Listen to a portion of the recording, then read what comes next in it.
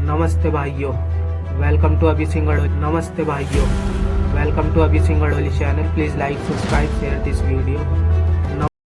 नमस्ते भाइयों, welcome to अभी Singdoli channel. Please like, subscribe, share this video. Netherland में हुए आम चुनावों में इस्लाम विरोधी लोक लुभावन और अनुभवी नेता गीट वाइल्डर्स की बड़ी जीत मिली है। उनकी फ्रीडम पार्टी पीवीवी 25 साल पहले संसद में दाखिल हुई थी। ताज़ा पूर्वानुमानों के मुताबिक अब उनकी पार्टी पीवीवी संसद में 37 सीटें जीतने की तरफ बढ़ती हुई दिख रही है।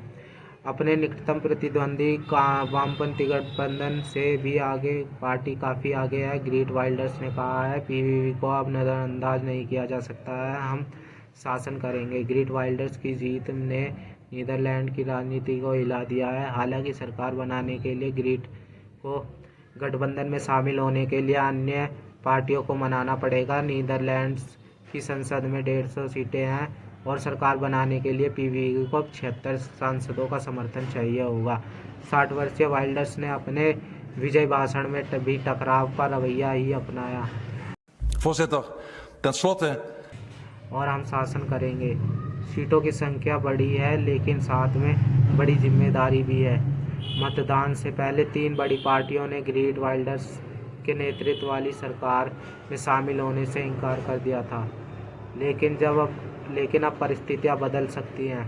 पूर्व यूरोपीय संघ आयुक्त फ्रांस टिमरमैन्स के नेतृत्व वाले वामपंथी गठबंधन को सिर्फ जीतती दिख रही हैं। उन्होंने स्पष्ट कर दिया है कि वाइल्डर्स के नेतृत्व वाली सरकार से उन्हें कुछ लेना देना नहीं है। अपने समर्थकों से बात करते हुए टिमरमैन्स ने कहा कि अब लोकतंत्र और कानून के शासन को बचाने का वक्त है। उन्होंने कहा, हम नीदरलैंड्स से किसी को जाने नहीं देंगे। नीदरलैंड में सब बराबर है। वामपंथी गठबंधन के बाद 2 पार्टियां बची, जिसमें तीसरे नंबर पर RIVD है, जिसके नेता डीनाल येसिलगोज हैं। इसके अलावा भ्रष्टाचार विरोधी सांसद पीटर ओमत जाइगत नेतृत्व वाली पार्टी है, जो चौथे नंबर पर है। फ्रीडम पार्टी के नेता ग्रीट वाइल्डर्स ने अपने राजनीतिक प्रतिद्वंदियों से सीधे अपील करते हुए साथ मिलकर काम करने का आह्वान किया है। येसिलगोज और ओमत जाइगत ने उन्होंने मुबारकबाद दी है। हालांकि येसिलगोज को लगता है कि वाइल्डर्स सरकार बनाने लायक संख्या हासिल कर लेंगे और यह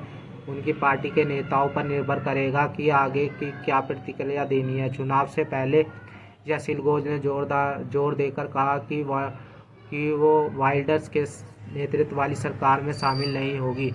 हालांकि उन्होंने अपनी जीत की स्थिति में वाइल्डर्स के साथ मिलकर काम करने की संभावना को खारिज नहीं किया था। ओमत जाइगत ने कहा था कि उनकी नई सोशल कंट्रोल पार्टी वाइल्डर्स के साथ मिलकर काम नहीं करेगी, लेकिन अब उनका कहना है कि वो अपने मतदाताओं के भरोसे को काम में बदलने के लिए तैयार हैं। वाइल्डर्स की जीत का अक्सर यूरोप में होना तय है, क्योंकि नीदरलैंड यूरोपीय संघ के संपादक सदस्य देशों में शामिल है।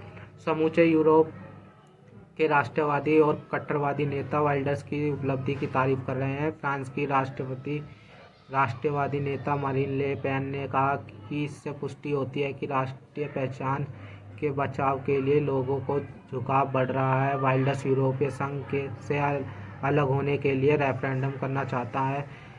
इसके लिए नेसिस्ट शब्द का इस्तेमाल किया जा रहा है। हालांकि वो ये मानते हैं कि देश का मूड अब EU से अलग होने का नहीं है।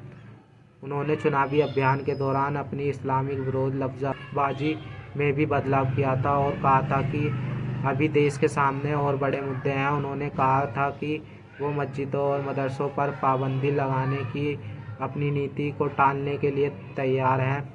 उनकी ये रणनीति कामयाब रही और संसद में उनकी पार्टी की सीटें दुगनी से भी अधिक हो रही हैं। बुधवार को भाषण देते हुए वाइल्डर्स ने कहा कि नीदरलैंड में मतदाताओं ने अपना निर्णय सुना दिया है और वो उम्मीदों का एजेंडा चाहते हैं। अपने चुनावी अभियान के दौरान वाइल्डर्स ने पूर्ववर्ती सरकार के खिलाफ लोगों के गुस्से को वोटों में बदला। पिछली सरकार सराहनीय नीति पर मतभेद की वजह से गिर गई थी। यूनिवर्सिटी ऑफ टैविट से जुड़े राजनीतिक शास्त्री मार्टिन रोसेमा को लगता है कि वाइल्डर्स को एक ही साथ अपनी प्लेट में बहुत कुछ मिल गया है। वाइल्डर्स के लिए एक तोहफा यह है कि सेंटर राइट लिबरल नेताओं ने भी उनके साथ काम करने के लिए अपने दरवाजे खोल दिए हैं। मार्टिन कहते हैं, हम जानते हैं और इसके अंतर्राष्ट्रीय उदाहरण भी हैं। जब कट्टरवादी दक्षिणपंथी राष्ट्र पार्टियां अलग अलग पड़ जाती हैं तो उनका प्रदर्शन खराब होता है।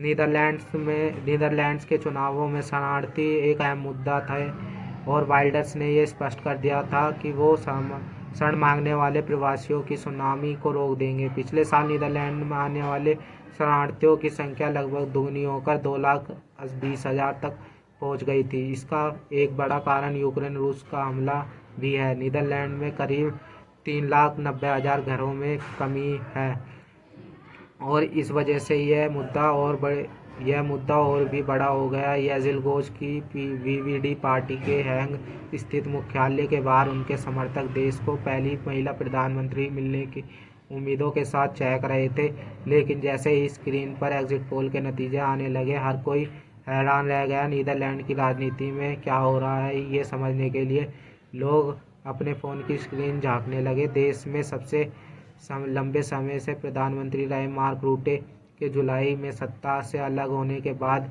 येज़िलगोज देश के सेंटर राइट राजनीति की नेता बन गई थी। वो तुर्की के 7 साल की उम्र में एक प्रवासी के रूप में नीदरलैंड पहुंची थी, लेकिन अब वो खुद प्रवासियों के खिलाफ हैं। देश के कुछ नेता और मुसलमानों ने उन्हें वाइल्डर्स के साथ मिलकर काम करने से इनकार करने का दक्षिणपंथ के लिए दरवाज़ा खोलने के आरोप भी लगाए। 76 वर्षीय येज़िलगोज ने अपने आप को मार्क रूटे की सरकार से अलग करने की कोशिश की। वो उस सरकार के न्याय मंत्री थे, लेकिन आखिरकार वो ओपिनियन पोल को नतीजों में नहीं बदल सकी।